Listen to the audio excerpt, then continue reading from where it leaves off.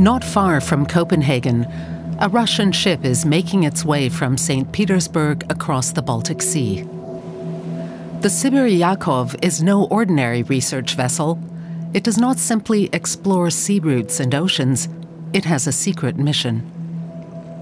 A mission that has put the military and intelligence services in Europe on alert. The Danish military does not let the ship out of its sight. On board the supposed research vessel, armed soldiers.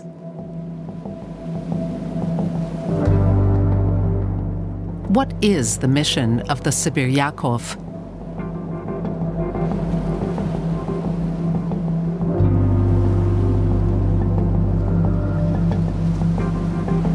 The Baltic Sea has become the theater of a new Cold War. Here below the water on the seabed, Europe is vulnerable.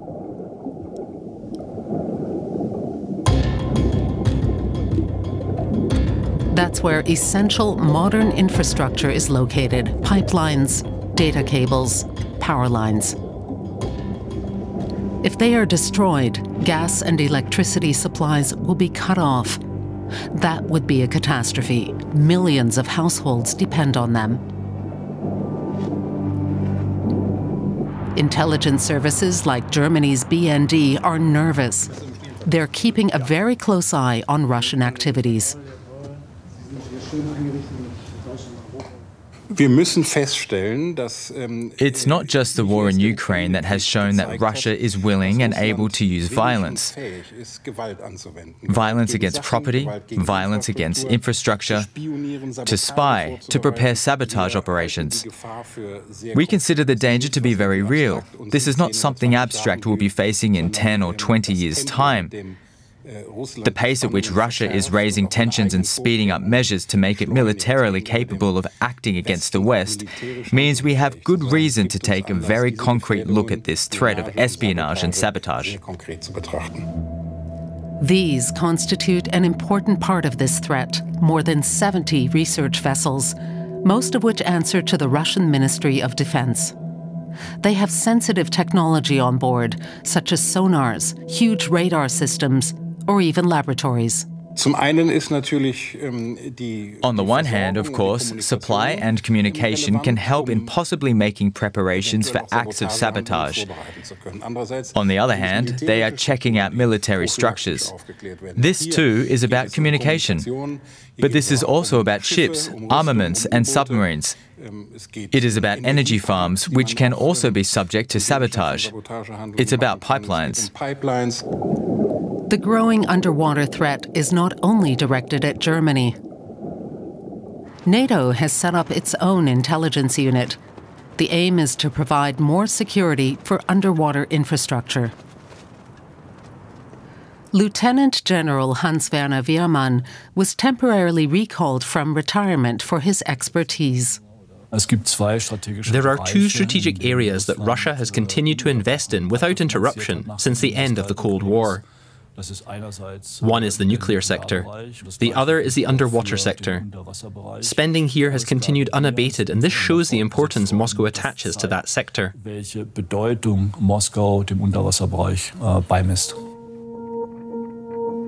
seabed would be an important theater of war. This is where Europe is vulnerable.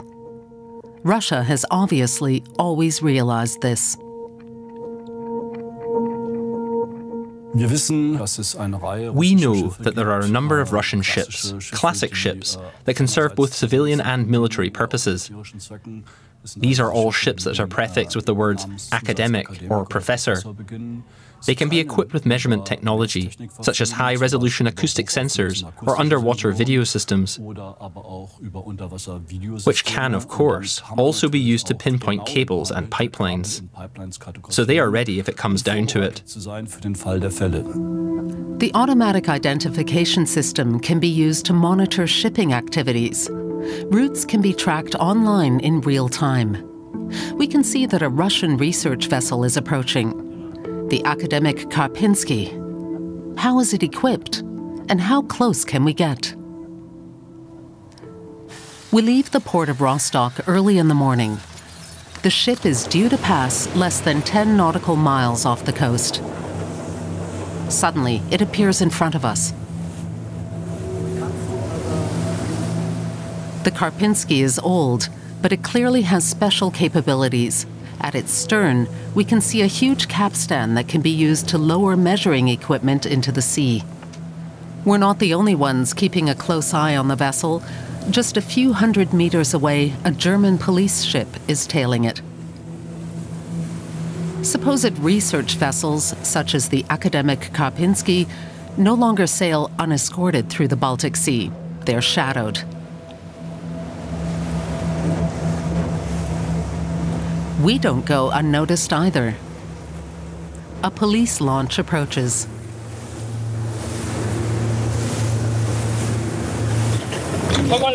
We are coming on board to make checks.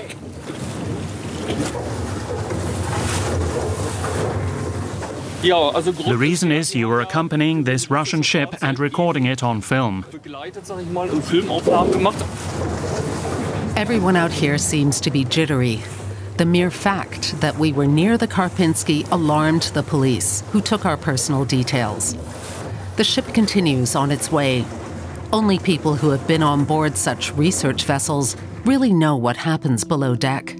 We want to find them. We search crew lists, seafaring job portals, and social media. After a long search, we find a former crew member of the Cber Yakov willing to talk to us. That was the ship on whose deck we had observed armed soldiers. The man now lives in the UK. His work as a seaman on the research ship ended shortly before the war against Ukraine began. It's the first time he has spoken to journalists about his time on board. Although he has left Russia, he does not want to be identified, and his own voice has been replaced. He is worried about his family who still live in Russia. After all, he is sharing military secrets. They zigzag at low speed when they're looking at the seabed. That's always an indication that they're doing the real work, the spy work. They don't want people to know when they're working. And if the ship is just drifting in the current, that means the engine is switched off. Then they are using the sonar and therefore have to switch off all ambient noise. He shows us videos that he shot himself on the Cber Yakov. He worked and lived here for months at a time. He was allowed to move around freely, but some of the rooms on the ship were off limits to him. Most of the time, the Cber Yakov kept its position tracking system switched off, he tells us, so as to go undetected if possible. But what are the Russian research vessels doing exactly? Anything detected on the seabed, whether an internet cable or a power line, is a strategic enemy object. If you destroy it in the event of war, you have an advantage. The direct function of the research vessels is therefore to scan the seabed and supply this information to the military. And we're going to discover even more about this research vessel. We follow the Cber Yakov's journey and find out that its name is associated with an unprecedented case of sabotage concerning a gas pipeline. The Baltic Connector was built in Estonia in 2018. It was intended to make Estonia independent of Russian gas. But then last fall came this announcement. A year after the Nord Stream pipeline bombings, Finland confirmed this week that it is investigating a rupture in a subsea gas pipeline that stretches all the way to Estonia. On the morning of October 8, 2023, it became clear that parts of the pipeline were completely destroyed. The Finnish authorities launched an investigation. The focus of the preliminary investigation was on the Hong Kong-registered vessel, New Polar Bear. We have also investigated a significantly large area of the seabed and found a fairly large object close to the damage site.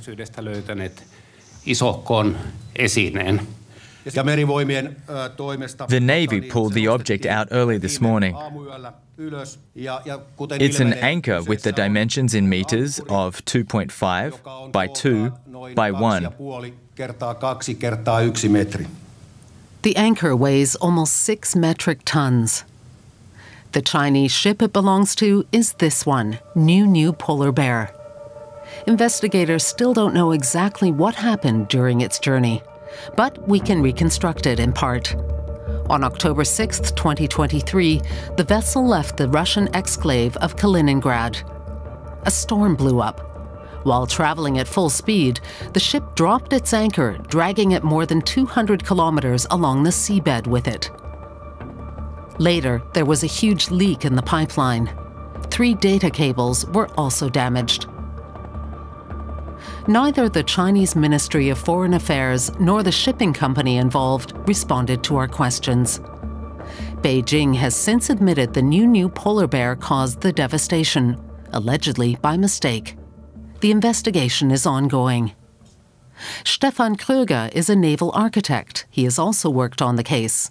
He finds China's claim that the anchor dropped by accident absurd. An anchor winch is pure mechanical engineering, to put it bluntly. You have a giant anchor winch with a chain attached, and there is a chain stopper and a chain lock at the front to prevent the chain from accidentally slipping out. If you want to drop an anchor, you have to mechanically remove this very bulky chain stopper. You have to remove the chain lock and operate the anchor winch. That would wake up everyone on board. The chain links are very heavy and really rumble. Does that square with the accident theory? It's completely out of the question. From a technical point of view, it's completely impossible. Unless they were on magic mushrooms or whatever, you could only do this in a controlled and conscious manner. So, what actually happened? Rumors start to emerge that Russia might have something to do with the case. We decide to find out which ships were in the area before the accident. Conventional tracking data isn't any help. Some ships switch off their systems to remain undetected. We know this from our informant. Is there any other way? Together with journalists from Norway, Estonia, the Netherlands, and the UK, we come up with a solution: decoding the Morse code messages sent in the area. Russian research vessels send out weather reports every 6 hours. They are transmitted by Morse code and contain location data. We analyze all the Morse code signals in the area. This message, sent near the Baltic connector, belongs to a ship we know, the Cber Yakov, the ship with the soldiers on board. In the weeks leading up to the destruction of the Baltic connector, its position data keeps on appearing to the left and to the right of the pipeline. In other words, it passes over it several times. Whether the ship had anything to do with the destruction cannot be proven beyond a doubt. Certainly its activities in the area are striking. From now on, we can use Morse code messages to track the secret research fleet, to follow its movements, even if its aim is to remain unidentified. The data analysis will take months. German research vessels also collect information with completely different goals, but similar technology. The Denb is part of Germany's Maritime and Hydrographic Agency and carries out surveys that are important for nautical charts, for example. Particularly shallow areas, abnormalities on the seabed, or wrecks are examined by Captain Andreas Thies and his crew. 668 047,67. Today they are surveying a site using sonar technology. We have a multi-beam echo sounder. That means we can survey 80 meters of the seabed beneath us. You can see small stones lying there. They're really not big. We can see all the foreign bodies rising up out of or lying on the seabed. The Denb collects information to warn other ships of any danger and makes it public. But of course, the special capabilities of research vessels can also be used in other ways. A Russian research vessel, the Gorygleza, appeared very close to here last year. What was it doing? we show the captain of the Denb the course it took. On October 15, 2023, the ship zigzagged around near the German island of Fehmarn for over a day. In some places, it remained stationary for hours. That looks like a classic search course. In principle, it's crossing a position with flat intersections and keeps on passing over it with certain variations. And this indicates that, in principle, it is looking for something in the area of those intersections. But what exactly is so interesting there? You can take a picture of the seabed there, and with modern sonar technology, you can also detect things that are much smaller than a meter in dimension. What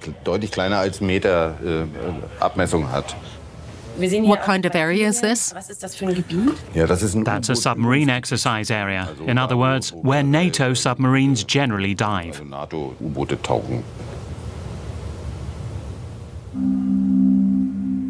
It is impossible to say exactly what the Gori Gletscher was doing, but it was surely no coincidence that the ship was in the submarine exercise area. The technical sensors on the submarines are of particular interest to Russia. How do they communicate? How do they control their weapons systems? All this technical data can be collected in these areas, and we assume that this is exactly what these research ships are doing. Our informant, who worked on the Cber Yakov, also traveled to submarine diving areas. What we did was to wait until a submarine had dived as deep as it could. Then our ship tried to find it. It's like a game of hide and seek, but on a military scale. You try to find the exact border where you can still identify the submarines with the same special equipment that a NATO ship has. That was the reason we went to these areas. The ostensible research vessels are systematically spying in the Baltic Sea. In their sights, submarine areas, cables, and underwater pipelines. A hidden infrastructure that only rarely comes to the attention of the public in the way that it did in 2022. Several leaks have been discovered in the Nord Stream 1 and 2 pipelines, from which gas is flowing into the Baltic Sea. The bombing of the Nord Stream pipelines, these attacks in particular illustrated the vulnerability of marine infrastructure. Hundreds of thousands of tons of Russian gas were escaping from the pipelines, gas which was meant to be destined for Europe. It is still not clear who was behind the blasts.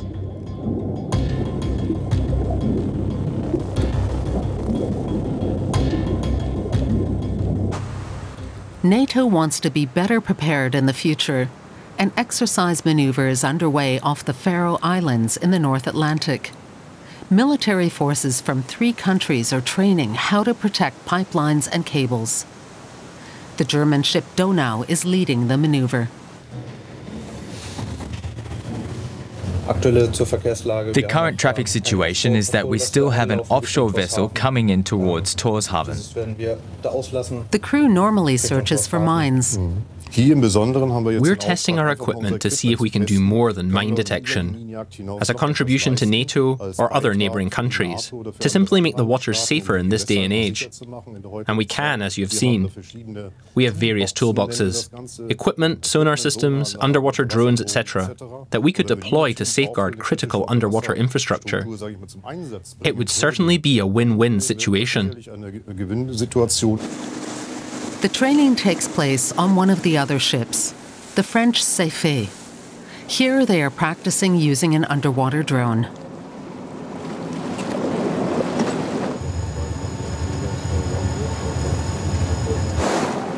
The drone searches the murky seabed, transmitting the images to the observation room in real time.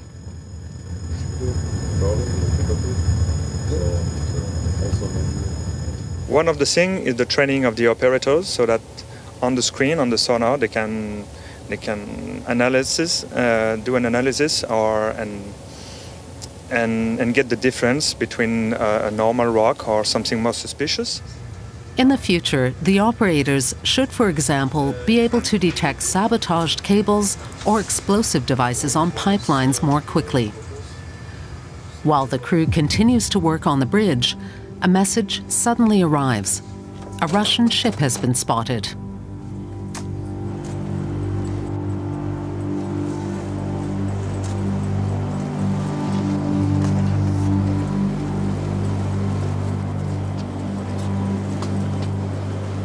It's interesting to have pictures from the Russian boats, even if they are civilian, and so that we can report it to the authorities and to just get the maritime picture. And so if one day the ship is, I don't know, targeted for anything, we can provide some info about it.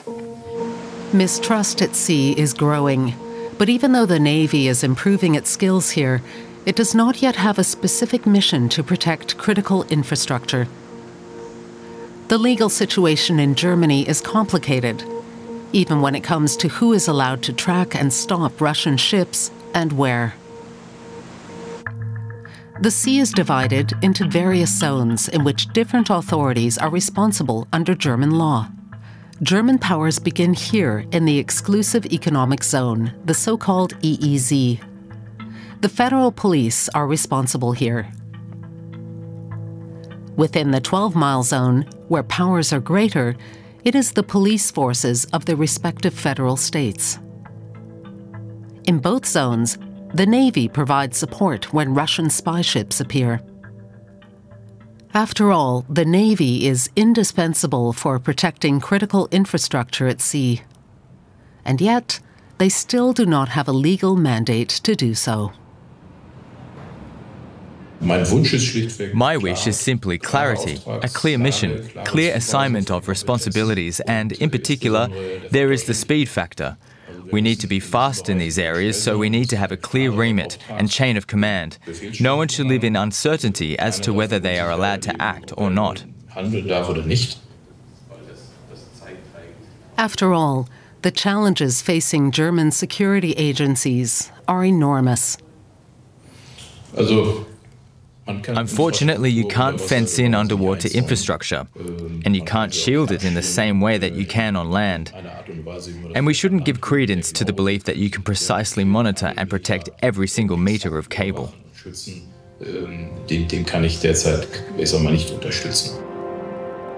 Operators also fear possible sabotage above water in the large wind farms in the North and Baltic Seas. In the future, the wind farms are expected to generate the equivalent of 300 nuclear power plants. This electricity is intended to make Europe independent from Russian gas, and that seems to be attracting Russia's attention. Wind farm operators are constantly spotting ships by their facilities, and they are nervous. When such ships have appeared in this kind of situation in the past, they have their tracking systems switched off. You cannot see them on the systems. Then suddenly there's visual contact. These situations create uncertainty, especially in the context of gas pipelines and the alleged accidents or acts of sabotage that we've seen. Private investors shy away from risks, including the risk of possible sabotage. The uncertainty factor alone could mean investors start hesitating. That could ultimately slow down the energy transition or, in the worst-case scenario, mean it didn't happen at all. Unknown to us at the time of that interview, a Russian ship had appeared in this wind farm, Arkadis Ost 1, off the German Baltic Sea island of Rügen last year. It was the Gory Gletscher, the ship that had seemed suspicious to us in our research. The vessel that zigzagged through the submarine exercise area. We discovered this from security sources. The ship only changed course when the German federal police called upon it to do so. Shortly afterwards, a photographer took this picture. There were also armed forces on board this research vessel. We asked the Russian government about the Gory Gletscher's journey and about the other alleged research vessels, but do not receive an answer. But our data analysis is bearing fruit. The Morse signals reveal routes that are supposed to remain secret. Since the beginning of the war in Ukraine, we have counted dozens of transits by research vessels through the Baltic Sea. We can also identify more than 60 particularly suspicious passages through the North Sea and Baltic Sea, zigzag courses, and crawling routes, for example. We also find conspicuous movements in the 12-mile zones of NATO countries, in other words, very close to the coast. Nella Matz-Luck is a maritime law expert at Kiel University. She believes a more robust approach could be adopted, especially in the 12-mile zone. We could hinder their activities, ask them to leave the coastal waters, and, in my view, you must ask them to do that. Is it also possible to take action against the alleged research vessels further off the coast? The authorities currently have little power there. There are no appropriate laws. Yet this is where most of the especially striking journeys take place. Germany is lagging behind when it comes to clear regulation. I get the impression we haven't progressed as quickly as we should have. Other countries are already much further ahead. But I don't see any real movement towards creating new legal foundations. There are drafts, there are discussions in Parliament, but relatively little comes out of that. Political players involved in these discussions also continue to see security gaps. We have to learn to reorganize things. But when you try to get down to brass tacks, I just hope that everyone involved is prepared to make sacrifices in certain cases so that this protection is guaranteed. The structure with its many responsibilities, the federal system where everyone does their own thing, all that has proved its value. But today, almost 80 years after the Second World War, we have a completely different security situation. If we want to protect ourselves against despots, we need much simpler avenues. The various ministries responsible in Germany say that legal changes are being discussed, but when and if they will be implemented is completely open. While Germany is arguing about responsibilities, Russia is continuing its systematic espionage. The last Morse signal from the Cber Yakov was sent in June. Decoded, the signal reveals a series of numbers. That series of numbers told us its position, which was northwest of Denmark. Here, the Cber Yakov again appeared near a gas pipeline. Our analysis shows that once again it was crossing back and forth over it. This time, it is the Europipe, which runs from Norway to northern Germany and supplies millions of households with gas. The Cber Yakov continues its mission, making surveillance courses, spying on the seabed, completely unhindered.